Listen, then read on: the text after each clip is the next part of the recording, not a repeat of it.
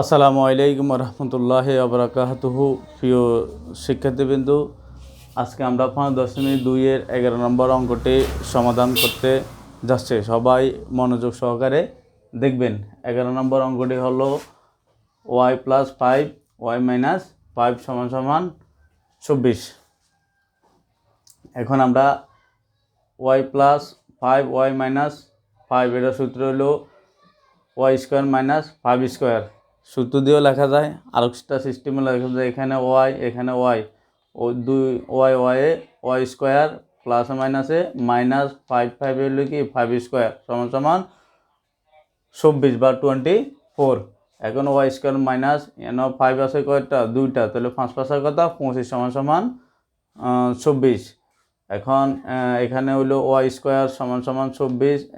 যখন আমরা পক্ষান্তর করব তখন -25 এদিকে আসলে কি হয়ে যাবে?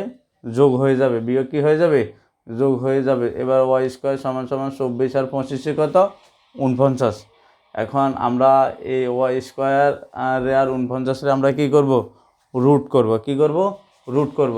রুট বা কি বর্গমূল, বাংলাতে বলা হয় বর্গমূল। এখন বা y√² = 49 কি রুট করছি, তাহলে এখানে আমরা কি লিখতে হবে? কি বর্গমূল করে পাই বর্গমূল। এখন √² সমান কি y এবারে 49 রুট হলো কি 7। তাহলে আমরা কি যেমন 7 7 49, 8 8 64, 5 5 25, 7 4 16, এই যে সংখ্যা ওই সংখ্যাকে গুণ করলে যে সংখ্যায় পাওয়া যায় এটা হলো কি রুট। যেহেতু 7 7 কত?